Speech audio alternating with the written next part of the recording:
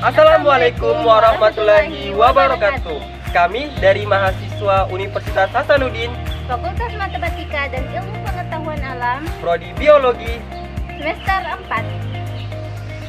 Video ini dibuat untuk menyelesaikan salah satu tugas dari mata kuliah Fisiologi Hewan dengan dosen pengampuh Ibu Andi Evi Ervianti, SSI MSc.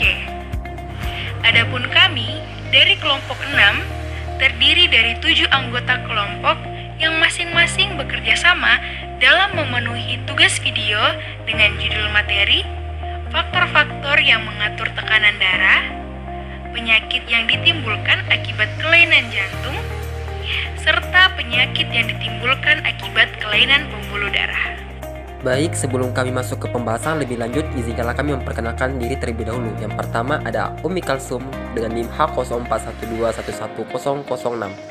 Kemudian yang kedua yaitu ada Afifah Marsyahani dengan NIM H0412111013. Kemudian yang ketiga adalah Nur Fadila Aziz dengan NIM H0412111021. Kemudian saya sendiri yaitu Taslim Wijaya dengan NIM H0412111028. Kemudian yang kelima yaitu ada Siti Rohaima dengan NIM H0412111036. Kemudian ada pun yang keenam yaitu ada saudari Elisha Lili dengan NIM H0412111045.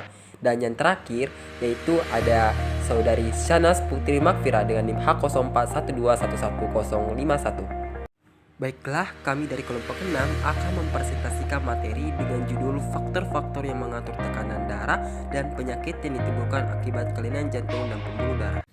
Sebelum terlalu jauh membahas mengenai faktor-faktor yang mengatur tekanan darah serta penyakit yang ditimbulkan, sebaiknya kita mengetahui pengertian dari tekanan darah itu sendiri. Tekanan darah merupakan jumlah gaya yang diberikan oleh darah di bagian dalam arteri pada saat darah dipompa ke seluruh sistem peredaran. Perubahan tekanan darah ini dibagi menjadi dua, yaitu tekanan darah naik atau yang biasa disebut dengan hipertensi dan tekanan darah turun yang disebut dengan hipotensi. Tekanan darah adalah faktor yang amat sangat penting pada sistem sirkulasi manusia. Peningkatan dan penurunan tekanan darah ini akan mempengaruhi sistem homeostasis di dalam tubuh kita. Tekanan darah selalu diperlukan untuk daya dorong mengalirnya darah di dalam arteri, arteriola, kapiler, dan sistem vena sehingga terbentuklah suatu aliran darah yang menetap di dalam tubuh kita. Tekanan darah adalah tekanan yang dihasilkan oleh darah saat melalui arteri karena darah bergerak secara bergelombang. Tekanan darah dipengaruhi oleh sistem syaraf, jantung, pembuluh darah, dan ginjal, di mana berdasarkan persamaan hidrolik, tekanan darah ditentukan oleh dua faktor, yaitu curah jantung atau cardiac output dan total resistensi perifer atau peripheral resistensi. Curah jantung sendiri merupakan banyaknya darah yang terpompa ke seluruh tubuh dalam 1 menit. Dalam curah jantung pula dipengaruhi oleh isi sekuncup atau stroke volume dan denyut nadi atau heart rate. Isi sekuncup ini merupakan volume atau jumlah darah yang dipompa oleh jantung pada setiap denyutannya. Nah, bagaimana dengan faktor resistensi? Yuk simak penjelasan rekan kelompok saya selanjutnya. Nah, setelah mengetahui apa definisi dari tekanan darah, sekarang kita akan membahas mengenai faktor-faktor apa saja yang mengatur tekanan darah. Sementara, total resistensi perifer adalah total tahanan perifer pembuluh darah di seluruh tubuh. Resistensi perifer ini sangat dipengaruhi oleh kondisi arteri, arteriol, dan vena di perifer, yaitu kapasitas dan elastisitasnya. Selain itu, resistensi perifer juga dipengaruhi oleh viskositas atau kekentalan darah. Nah, teman-teman, selanjutnya, tekanan darah secara umum dipengaruhi oleh dua mekanisme, yaitu sistem saraf simpatis dan renin-angiotensin-aldosteron sistem. Yang pertama, kita akan bahas mengenai sistem saraf simpatis.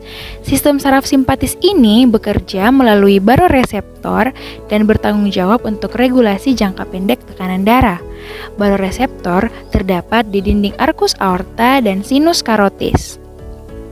Ketika tekanan darah meningkat, maka dinding aorta dan arteri karotis akan dilatasi yang kemudian diproses oleh baroreseptor sebagai sinyal potensial aksi. Nah, sinyal ini nantinya dikirimkan melalui nervus vagus dan nervus glossopharyngeal ke nukleus tractus solitarius di batang otak untuk aktivasi jaras parasimpatis dan inhibisi jaras simpatis, di mana sistem saraf parasimpatis kemudian akan melepaskan asetilkolin yang bekerja di otot jantung dan menurunkan detak jantung sehingga curah jantung akan menurun. Kemudian, pada saraf simpatis, pada endotel pembuluh darah fase vasodilatasi, kedua mekanisme akan menurunkan tekanan darah. Nah, sebaliknya, ketika tekanan darah turun, maka baroreseptor akan mengirimkan sinyal potensial aksi untuk inhibisi jaras parasimpatis dan aktivasi jaras simpatis. Sistem saraf simpatis kemudian akan melepaskan norepinefrin yang bekerja di otot jantung untuk meningkatkan detak jantung sehingga nantinya curah jantung akan meningkat serta terjadi vasokonstriksi di pembuluh darah. Keduanya akan meningkatkan tekanan darah. Nah, untuk faktor selanjutnya akan dijelaskan lebih lanjut oleh teman kelompok saya. Silakan disimak ya teman-teman. Nah, adapun faktor yang kedua yaitu mengenai renin-angiotensin-aldosteron sistem, di mana faktor ini merupakan regulasi panjang dalam tekanan darah. Nah, perlu teman-teman ketahui bahwasanya untuk mengatur tekanan darah, maka hormon renin akan bekerja sama dengan hormon aldosteron dan angiotensin, membentuk suatu sistem yang dinamakan dengan renin-angiotensin-aldosteron sistem, di mana pada faktor ini melibatkan yang pertama ginjal, paru-paru, pembuluh darah, dan otak. Baik, adapun proses ini diawali produksi renin melalui 3 jalur teman-teman. Yang pertama ada namanya baroreseptor di arteriol efferent ginjal. Nah, ketika tekanan darah di arteriol efferent ginjal menurun, maka sel juxtaglomerular itu akan memproduksi renin. Nah, kemudian yang kedua yaitu sistem saraf simpatis, di mana ketika saraf simpatis ini teraktivasi dan terjadi respon fight or flight, maka renin ini akan memproduksi untuk meningkatkan yang namanya tekanan darah. Nah, yang ketiga adalah sel makrodensa. Apa sih itu sel makrodensa? Jadi, dia itu merupakan kemoreseptor terhadap NaCl. Nah, ketika NaCl ini tubulus distalnya sedikit, maka makrodensa akan mengirim sinyal ke sel juxtaglomerular untuk meningkatkan namanya produksi renin. Nah, renin yang diproduksi ini kemudian akan dilepaskan di arteriol efferent ginjal, namun tidak ikut filtrasi oleh glomerulus. Nah, di sini renin itu akan menuju ke sirkulasi melalui arteriol efferent ginjal. Di sirkulasi itu sendiri sudah terdapat substrat bernama angiotensinogen yang diproduksi oleh liver. Nah, ketika angiotensinogen ini bertemu dengan renin, maka angiotensinogen ini akan diubah menjadi angiotensin 1. Nah, angiotensin 1 tadi turut berada di sirkulasi hingga mencapai organ target, di mana kemudian bertemu angiotensin converting enzim yang akan mengubah angiotensin 1 menjadi angiotensin 2. Perlu diingat bahwasanya angiotensin 2 tadi itu merupakan hormon poten untuk meningkatkan tekanan darah, di mana angiotensin 2 ini sendiri dapat menyebabkan vasokonstriksi di sirkulasi sistemik sehingga resistensi perifer itu akan meningkat. Nah, itu tadi mengenai 2 mekanisme yang mengatur tekanan darah. Bagaimana sih faktor lain yang mempengaruhi tekanan itu sendiri seperti curah jantung, volume, elastisitas, dan usia? Maka dari itu akan dipaparkan oleh teman saya. Baik, materi selanjutnya yaitu faktor yang mempengaruhi tekanan darah. Yang pertama adalah curah jantung. Nah, apa sih itu curah jantung? Curah jantung adalah volume darah yang dipompa oleh jantung dalam 1 menit. Nah, tekanan darah sangat bergantung pada curah jantung. Mengapa? pada saat curah jantung meningkat, maka tekanan darah juga meningkat karena adanya perubahan frekuensi jantung. Nah, pada saat perubahan frekuensi jantung lebih cepat dari volume darah, maka terjadi penurunan pada tekanan darah. Faktor yang kedua yaitu resistensi perifer. Pembuluh darah perifer adalah tekanan terhadap aliran darah yang ditentukan oleh konus otot vaskuler dan diameter pembuluh darah, di mana semakin kecil lumen pembuluh, maka semakin besar tahanan vaskuler terhadap aliran darah. Tekanan darah pada arteri naik ketika tahanan vaskuler meningkat. Faktor yang ketiga yaitu volume darah. Ketika terjadi penurunan volume darah, misalnya akibat hemoragi dan dehidrasi, maka tekanan darah juga akan menurun karena berkurangnya jumlah cairan dalam arteri. Sebaliknya, jika peningkatan volume darah, misalnya akibat pemberian cairan intravena yang sangat cepat, dapat menyebabkan tekanan darah juga meningkat karena darah dalam jumlah besar ada dalam sistem sirkulasi. Selanjutnya, faktor yang keempat yaitu viskositas darah. Nah, bagaimana viskositas darah mempengaruhi tekanan darah? Nah, pada saat viskositas darah atau darah ini sangat kental, maka menyebabkan tekanan darah itu meningkat, yaitu ketika perbandingan antara sel darah dengan plasma darah meningkat. Nah, perbandingan ini disebut dengan hematokrit. Viskositas darah akan meningkat secara bermakna apabila hematokrit lebih dari 60% sampai 65%. Faktor yang kelima yaitu elastisitas.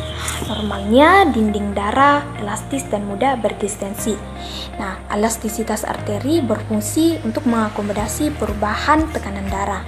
Hilangnya elastisitas dinding arteri akan meningkatkan tekanan sistemik.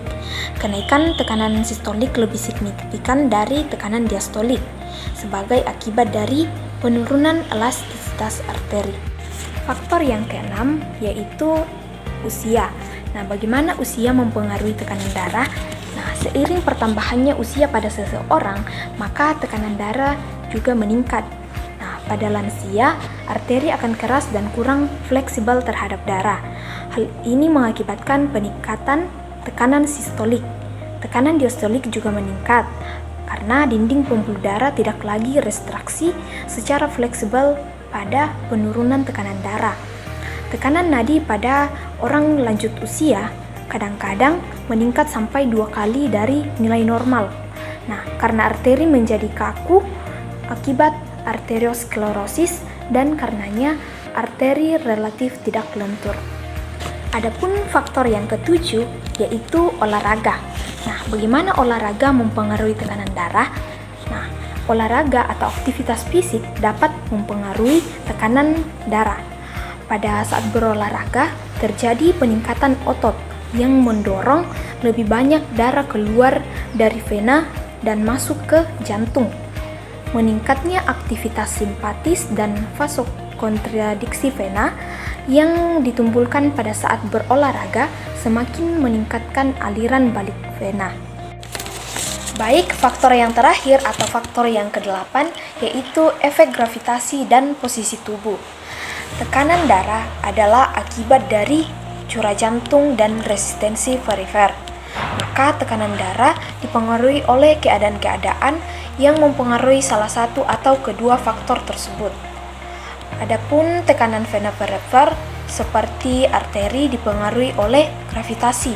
Nah, efek gravitasi ini terjadi dalam tubuh manusia, tepatnya pada sistem vaskular manusia akibat berat dalam pembuluh.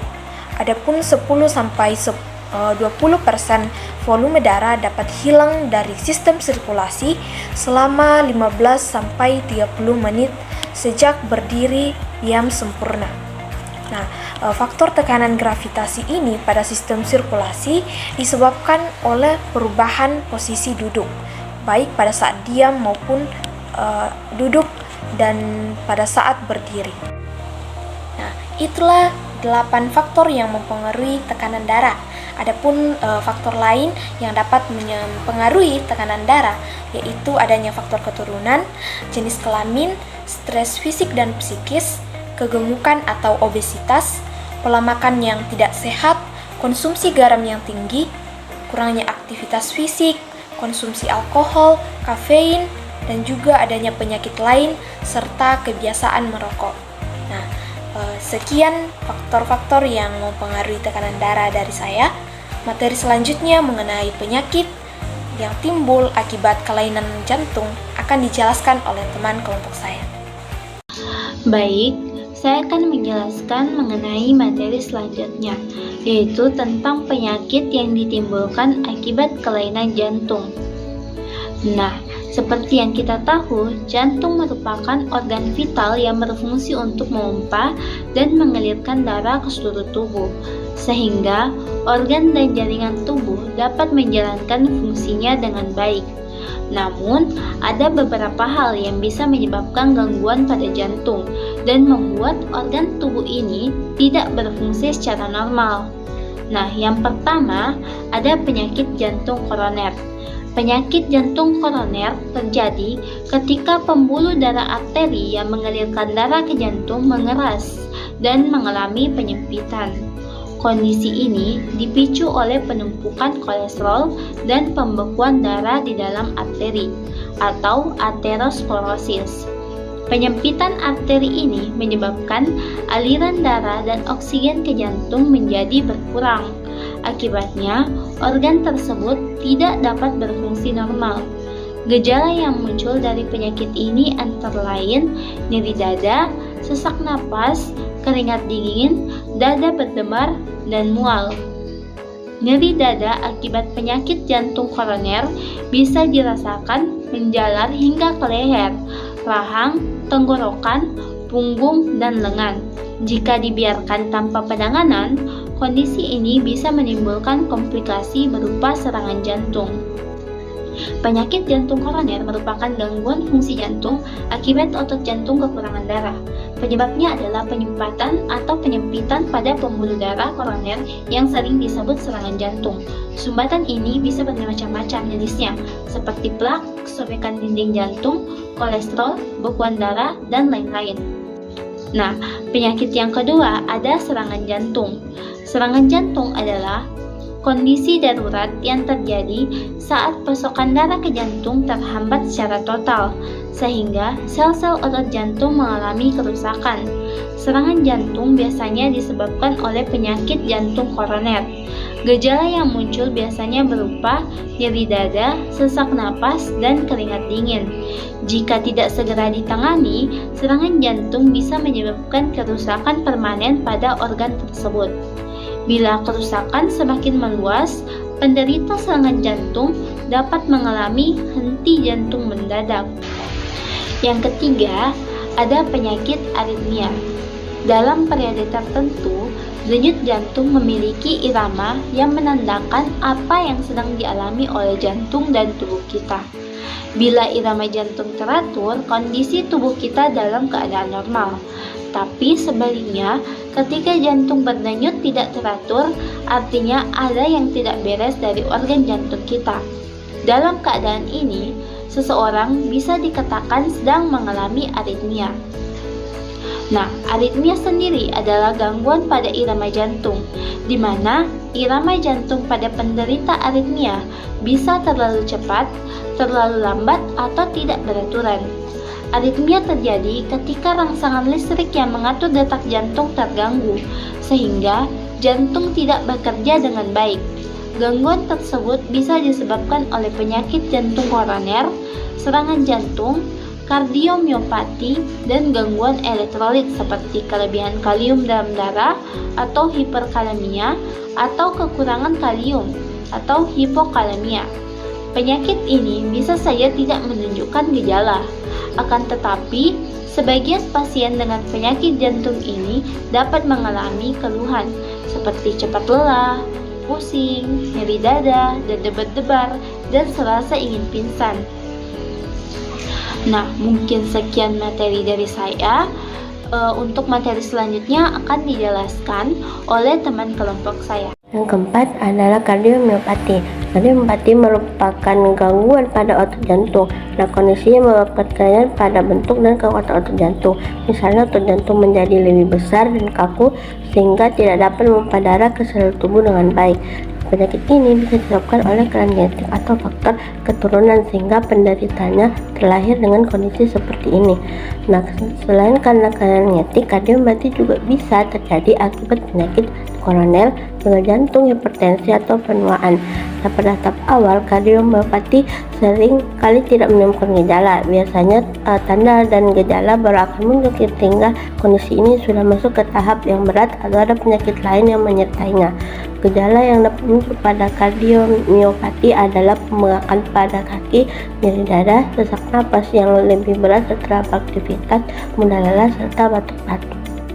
Yang kelima, gagal jantung. Gagal jantung adalah kondisi jantung yang terlalu lemah untuk memompa darah ke seluruh tubuh. Bila berlangsung dalam jangka panjang, gagal jantung dapat memicu komplikasi serius, henti jantung berhenti, edema paru, gagal hati, dan gagal ginjal. Gagal jantung adalah penyakit jantung yang berkembang perlahan-lahan bertahap. Kondisi ini biasanya diawali oleh adanya penyakit penyerta lain seperti tekanan darah tinggi, penyakit jantung koroner, diabetes, dan penyakit jantung bawaan. Gejala utama gagal jantung meliputi sesak napas dan batuk, terutama saat berbaring, nyeri dada setelah beraktivitas fisik, cepat lelah, serta pembengkakan pada tungkai dan pergelangan kaki. 6. Penyakit jantung terjadi ketika katup jantung tidak bisa membuka atau menutup dengan sempurna, sehingga bendungan atau hambatan pada aliran darah. Akibatnya aliran darah ke tubuh akan terganggu. Penyakit ini bisa jadi tidak menunjukkan gejala apapun dalam jangka waktu lama.